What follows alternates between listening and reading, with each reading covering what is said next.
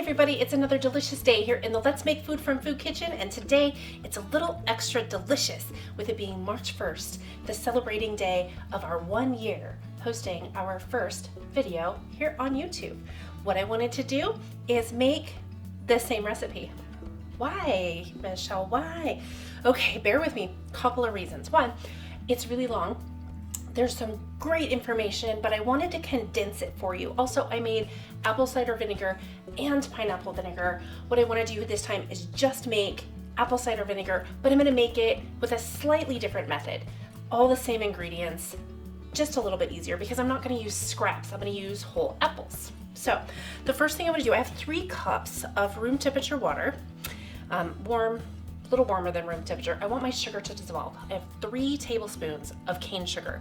You can use honey, you can use regular sugar, you can use cane sugar.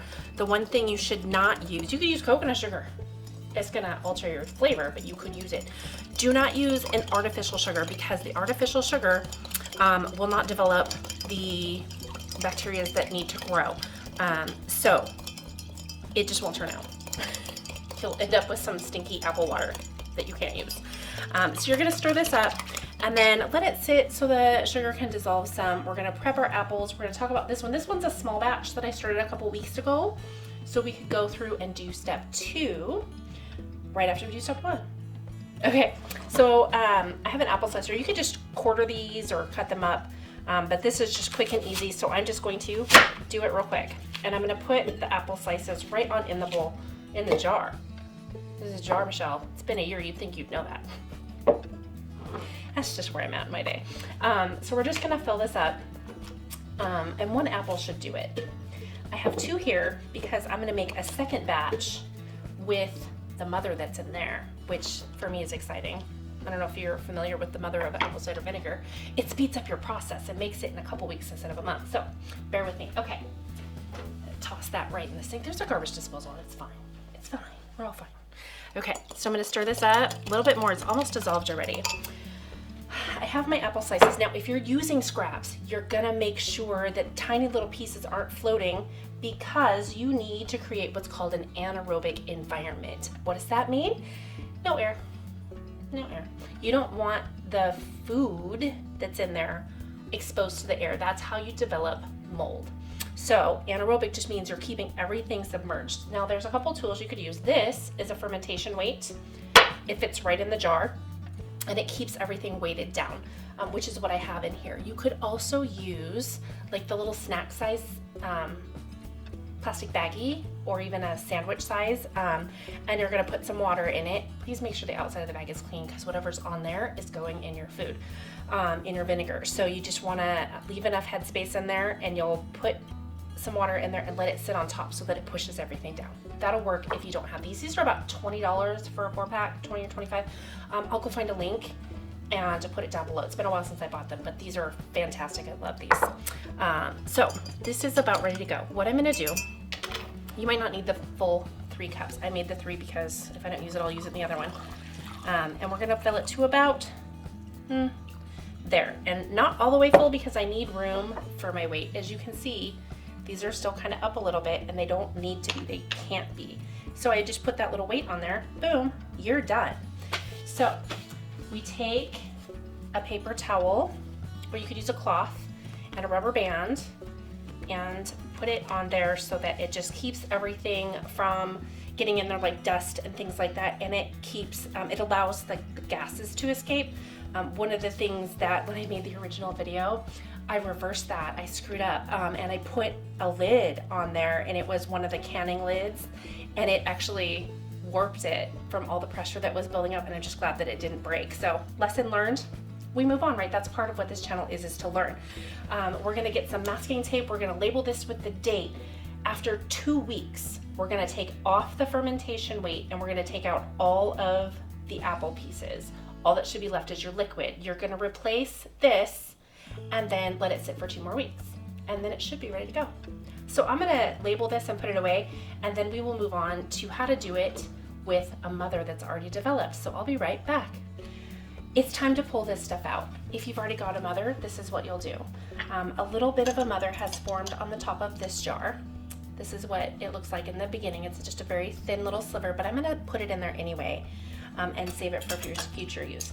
I need to get out my fermentation weight carefully, not to drop it. Oof. I'll need to wash that before I use it again. Okay, now, had I made a full jar, I would just put in maybe, if I'm making a big one, I would put in maybe a half a cup. But what I'm gonna do, because this is a smaller jar, I'm gonna pour all of this in here, and I'm gonna stop so that you can see this mother is developed a little bigger. If you use the same mother batch after batch, she will continue to grow. She'll get thicker, you'll get additional layers that split off, and that's where you're gonna be a good friend. You're gonna take that mother that developed and you're going to put a half a cup of your vinegar and that extra mother and say, friend, here you go. That friend is then going to take the water sugar mixture and a whole apple and put it in a jar and do this process. They will thank you for it. Okay, so now that that's done, I'm gonna get this out of my way and we're gonna kind of proceed just like we did here. And you're just going to put those apples right on in there. And let me caution you that you absolutely do need to include the liquid from your previous batch. That half a cup or quarter cup, you know, whatever it is. If you're doing the big jar, do a half cup for sure. And here's the reason why. If you don't have that little bit of apple cider vinegar from the previous batch, you could kill the mother. Because it needs that pH level, that acidity level that's in there. It needs it to survive and continue to grow your next batch. So it is so important that you absolutely don't skip adding in some of your prior batch. Your new batch that you create will develop a mother. It takes some time. I think I was on my third batch before I got a really good mother. So this one should develop pretty quickly because this one already has. So you're just gonna top it off the same that way you did. And I'm gonna wash this off real quick because I want it to be fresh. There we go. And we're just gonna set it right on top of there. As you can see, I've already labeled it. And I did note on my label that this one has a mother because we wanna make sure that we understand how long this is gonna take. This one will take much longer to develop than this one because this one has the mother and a little bit of the prior batch to speed up the process. So you'll get the hang of it. I know that first batch, it's hard to be patient, but it is so worth it. You develop that mother and then pretty soon you've got delicious batches. We cook with it. And the reason I have no issue making 2 batches at once like this because I know in my house we will use it. I take the large size, if we buy kombucha, we take the large bottle and sanitize, wash them, and that's what we store it in because we go through so much of it. And shame on me, I ran out.